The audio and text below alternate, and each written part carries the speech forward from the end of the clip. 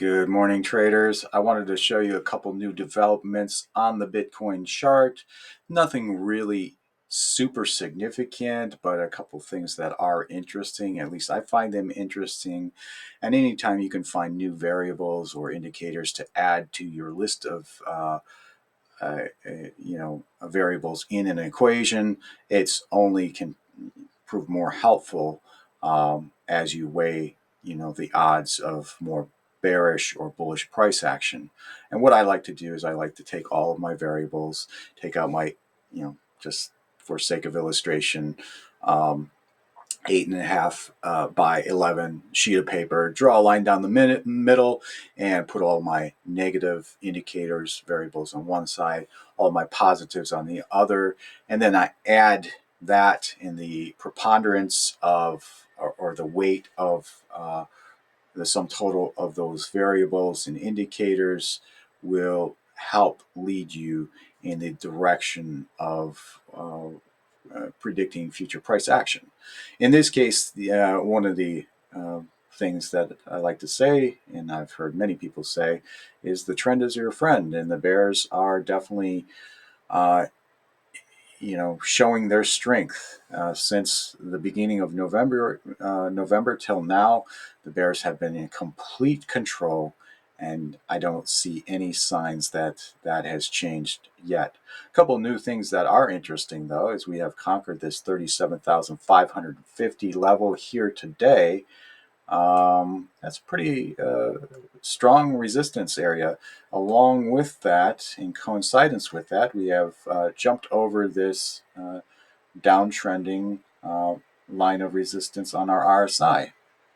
Uh, doesn't necessarily indicate that anything is changing, but I do find it interesting that the bulls have had enough strength to get us over those two lines of previous resistance. Of course, everything is hinging upon the dollar at this point, so we're waiting until the market open on Monday to see if more selling resumes. If it continues, I expect it will. And let's just cover that real quickly, then we'll jump over to what I'm seeing in the charts today. The dollar continues its strengthening move, its bullish trend upward. Of course, right now we're taking a little bit of a rest, and this looks to be a bull flag. As the bulls take a rest here, could maybe even last all of next week before we continue to see that dollar strengthen. Of course, when the dollar strengthens, it has a deflationary impact upon the dollar, and so that previous inflationary price that was being factored into the market and the indexes has to now be extracted or taken out. And because of that, we're seeing an inverse correlation of the dollar to the broader markets and other indexes. So we can see here, and I've talked about this for some time, the Dow has jumped down below this channel, which we lived inside of since the beginning of the pandemic in March or April of 2020, and we have broken down, and now it looks like we are forming a bear flag, and it looks like further bearish action will reside or resume in the market, continuing into next week. And now I am currently uh, under the conclusion that this bearish price action in the markets may continue all the way through mid-February. At least that's the data that's what the data is pointing me to. Regardless, these channels all exist on the other indexes. S&P is no different. Again, bear flag right there. NASDAQ is no different. Underside of a channel, another bear flag there. QQQ, I don't need to repeat myself. And corresponding with this is a bull flag on the VIX. Now, right now, a lot of fear has been generated or consumed in the market regarding, Jay Powell and his threats to increase the interest rates. And I say threats because it hasn't happened yet, right? So until it actually happens, it's just talk, and talk is just a threat.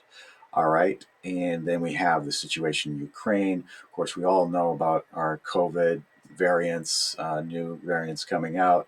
It all depends on what the media chooses to focus their energy and attention on into the coming weeks. But I do believe that they could focus on issues that generate enough fear to spike this index even further. And of course, the spiking fear index only has an inverse relationship with the broader markets. So as this fear is driven upwards, the markets are driven downwards. All right.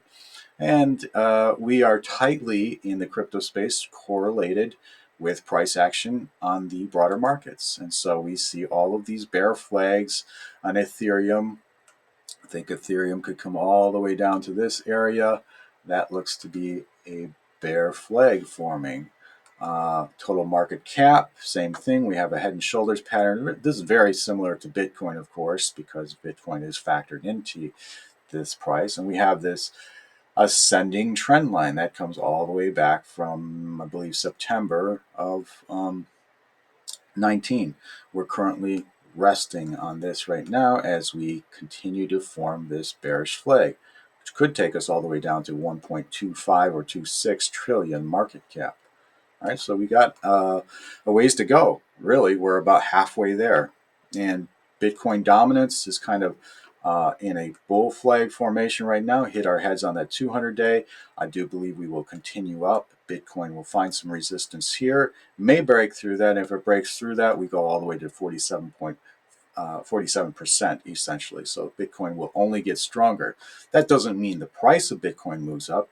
That just means if the price is in a downward trend and dominance is spiking, altcoins are actually going down faster at a much higher rate of descent than Bitcoin actually is. So those of us who like to invest in the more risky altcoin space, we have to be cognizant of this, right? We have to be pay attention to this, and this is the time when a lot of people who are in the altcoin space, kind of like gold, which has a defense against deflationary aspect of the dollar. People might move their altcoins more over to a either stable coins or uh, something big like Bitcoin, because the downside impact of that is much less severe than being in the altcoin space. All right, now jumping over to Bitcoin, I want to show you a couple things that I have just found or discovered today. First of all, see this area here when we broke the neckline on our head and shoulders pattern? That's where I'm going to start with this Fibonacci. I'm going to draw a Fibonacci from this area, get my fib out, all the way down to our target down. And you will note something interesting takes place. It's hard to see right here at this zoom level. Let me see if I can zoom in just a bit. And you can see how impactful and how significant each of these price areas were. First of all, at 7.786, you can see right here in this area, we stayed above that for at least a week and a half. And then when we broke below, we broke severely to the downside. We came all the way to this 50% retracement level. The market likes to do that on big moves. Whether up or down doesn't matter. Once you get to that 50% retracement level on fib, the market does like to take a bit of a pause there. And we see that we hit that almost precisely, bounce back above our support at 35,352, as well as this ascending black trend line. We could never confirm any move, any sort of move below that. And the market right now is taking a pause. And we have a run into this 0.618 level of Fibonacci. I'm not sure if we're exactly above that or exactly below that. Looks like we're sitting exactly right on top of that at the moment. And that is significant as well, because it only further indicates downside potential. All right. Now I do want to jump over to a cleaner chart as well, because I want to show you something here I noticed of interest. All right, so see this big candle?